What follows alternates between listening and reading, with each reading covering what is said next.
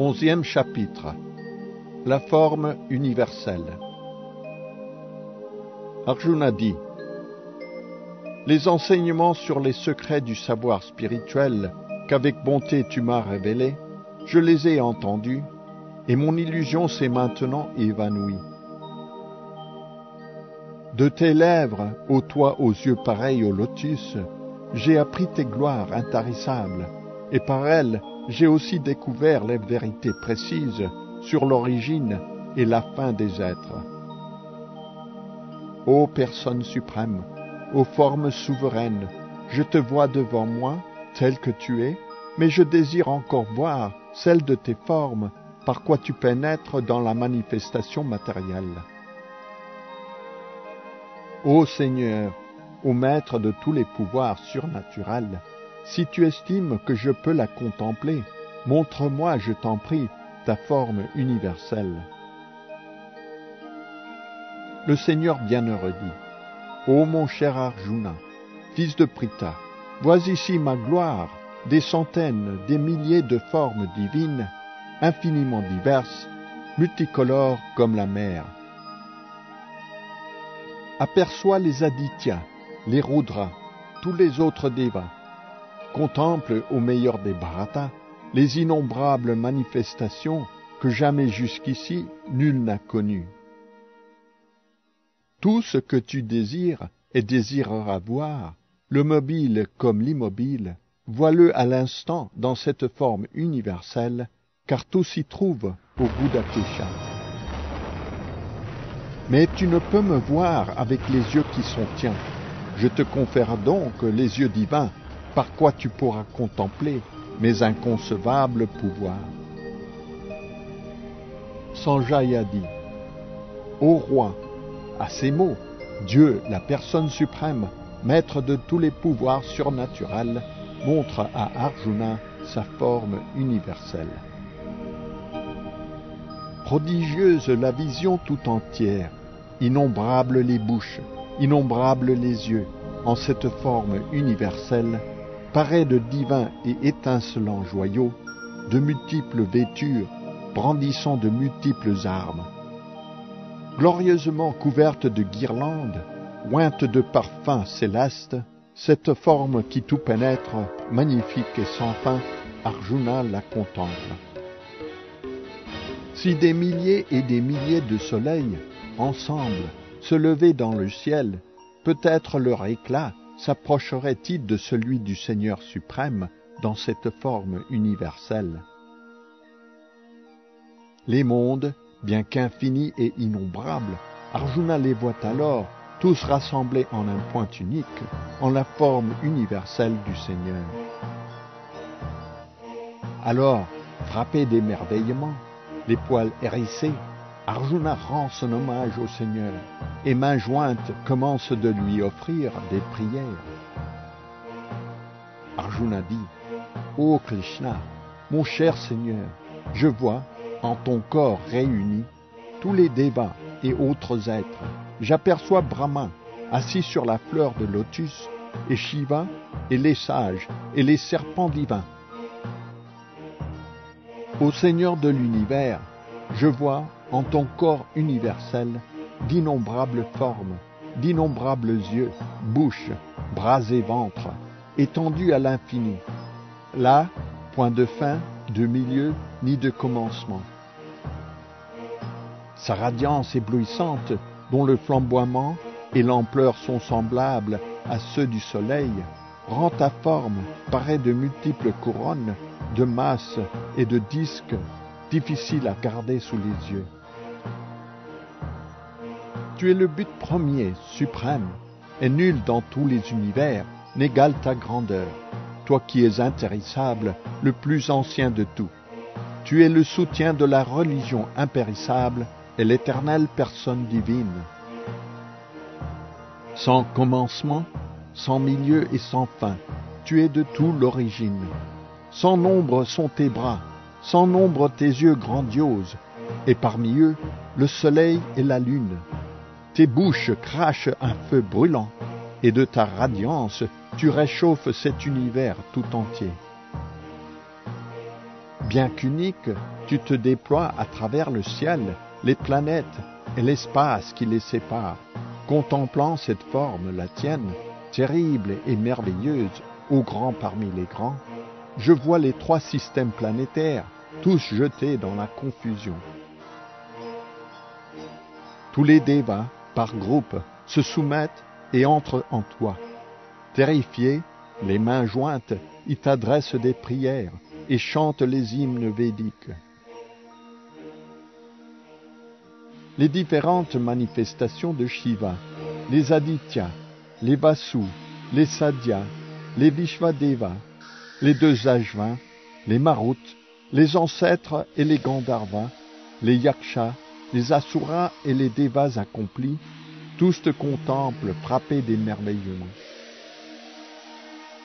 À la vue de tes visages et de tes yeux sans nombre, de tes bras, ventre, jambes, tous innombrables, et de tes terribles dents, ô toi aux bras puissants, les planètes et tous leurs devas sont troublés, comme je le suis moi-même. Tes couleurs éblouissantes, multiples, emplissent les cieux, et à la vue de tes yeux immenses et flamboyants, de tes bouches béantes, je ne puis conserver plus longtemps mon mental en paix. Ô Vishnu, toi qui tout pénètres, j'ai peur.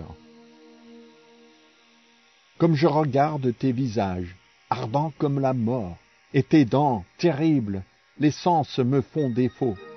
De toutes parts m'assaille la confusion.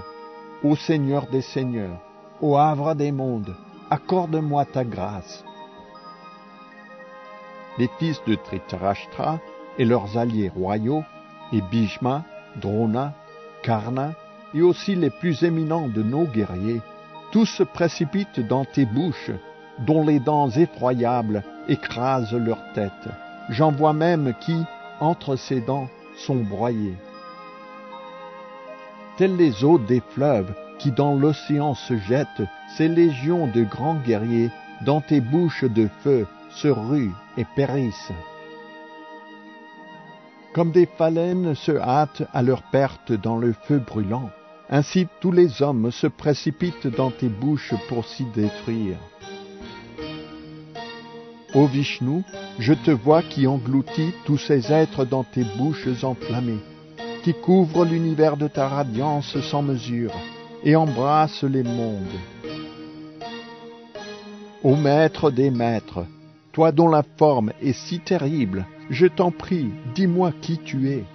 Je te rends mon hommage, accorde-moi ta grâce. Je ne comprends pas le dessein de tes œuvres et voudrais le connaître. Le Seigneur bienheureux dit, « Je suis le temps, destructeur des mondes, venu engager tous les hommes. En dehors de vous, les Pandavas, ils périront tous, guerriers des 2 armées qui s'affrontent. Aussi, lève-toi, prêt à combattre. Triomphant de tes ennemis, tu jouiras d'un royaume prospère. Tous, par mon ordre, sont déjà tués. Et toi, ô Savyasachin, ne peut être dans cette lutte qu'un instrument dans ma main. Drona, Bhishma, Jayadratha, Karna et les autres guerriers valeureux, tous déjà sont mis à mort. Combat sans être troublé, et tu vaincras dans cette lutte tous tes ennemis. » Sanjaya dit à Dhritarashtra, « Ô roi, ayant ouï les paroles du Seigneur suprême, Arjuna tremble, et terrifié, les mains jointes, lui rend son hommage. D'une voix coupée par l'émotion, il se met à parler. Arjuna dit, « Au son de ton nom, ô Rishikesha, l'univers s'emplit de joie, et ainsi tous s'attachent à toi. Les êtres accomplis te rendent leur hommage respectueux, mais les êtres démoniaques, saisis d'épouvante, s'enfuient de toutes parts. C'est justement et à bon droit qu'il en est ainsi. Ô toi, si grand, qui dépasse même Brahma, tu es le maître originel. Comment ne te rendrait-il pas leur hommage, ô toi l'infini, au refuge de l'univers? Tu es la source impérissable, la cause de toutes les causes, au-delà de la manifestation matérielle. Tu es Dieu, la personne suprême et originelle, unique sanctuaire de ce monde manifesté. Tout est par toi connu, et tu es tout ce qui se peut connaître. Aux trois gunas, tu n'es point lié, aux formes infinies. Tu es partout présent dans l'univers. Tu es l'air, le feu, l'eau et aussi la lune. Tu es le maître absolu et l'aïeul. 1000 fois, encore et encore, je t'offre mon hommage et mon respect. De devant, de derrière, de toutes parts, reçois mon hommage. Ô puissance infinie, maître de pouvoir sans mesure, tu pénètres tout, et ainsi tu es tout. Méconnaissant tes gloires, je t'ai dans le passé nommé ainsi. Ô Krishna, ô Yadava, ô mon ami, pardonne-moi, je t'en prie, tout ce que j'ai pu faire par déraison ou par amour. Que de fois t'ai-je manqué de respect quand nous nous divertissions ensemble, quand nous nous allongions sur le même lit, partagions le même repas, parfois seuls, parfois devant plusieurs compagnons. Toutes ces offenses, ô Achyuta, je t'en demande pardon. De l'entière manifestation matérielle, tu es le Père, le Seigneur adorable, le glorieux Maître spirituel. Nul n'est ton égal, combien moins plus haut, combien moins un avec toi. Dans les trois mondes, ta puissance règne sans mesure. Tu es le Seigneur suprême, à qui chaque être doit toute adoration. Je tombe donc à tes pieds, t'offre mon respect et implore ta miséricorde. Comme un père pour son fils, un ami pour un ami, un amant pour son aimé, sois tolérant envers moi. Daigne, mon Seigneur, souffrir les fautes que j'ai pu commettre à ton endroit. En voyant cette forme universelle que jamais encore je n'avais vue, je suis heureux, mais en même temps, mon mental est ébranlé par la peur. C'est pourquoi je te prie de m'apparaître à nouveau dans ta forme de personne suprême. Fais-moi cette grâce, ô Seigneur des Seigneurs, au refuge de l'univers. Ô Seigneur universel, je désire te contempler dans ta forme à 4 bras, couronné, portant la masse, le disque, la conque et la fleur de lotus. Grande est mon impatience de t'admirer dans cette forme, ô toi aux 1000 bras. Le Seigneur bienheureux dit, c'est dans la joie, mon cher Arjuna, que par ma puissance interne, je t'ai révélé, en ce monde, ma forme universelle, sublime, infinie, éblouissante, que nul avant toi n'a jamais vue. Ni l'étude des Védas, ni les sacrifices, ni les actes charitables, ni même les rites, l'ascèse sévère ou telles autres pratiques ne donnent de voir ma forme universelle. Nul avant toi, ô meilleur des guerriers Kourous, nul n'a pu la contempler. Devant cette forme terrible de moi, ton mental s'est obscurci. Mais que s'apaise ta crainte, que cesse ton trouble. En toute sérénité, contemple maintenant la forme de ton désir. Sanjaya dit à Dhritarashtra, tenant ces propos, Krishna, Dieu, la personne suprême, dévoile à Arjuna sa forme à 4 bras, puis reprend sa forme à 2 bras pour réconforter le prince terrifié. En voyant Krishna dans sa forme originelle, Arjuna dit, « Je vois cette forme aux traits humains, si merveilleusement belle, et voici que s'apaise mon mental, et que je reviens à ma propre nature, ô Janardana. » Le Seigneur bienheureux dit, « Cette forme, la mienne, que maintenant tu contemples, il est bien difficile de la voir, mon cher Arjuna. Les Devas eux-mêmes sans cesse aspirent à la découvrir, cette forme si chère. Cette forme que tu vois de tes yeux spirituels, ni la simple étude des Védas, ni les ascèses sévères, ni les actes charitables, ni l'adoration rituelle ne permettent de la comprendre. Nul par ses chemins ne me verra tel que je suis. Ce n'est qu'en me servant avec un amour et une dévotion sans partage qu'on peut me connaître tel que je suis, debout devant toi, ô Arjuna, et de même en vérité me voir. Ainsi, et seulement ainsi, pourra-t-on percer le mystère de ma personne, ô Parantapa.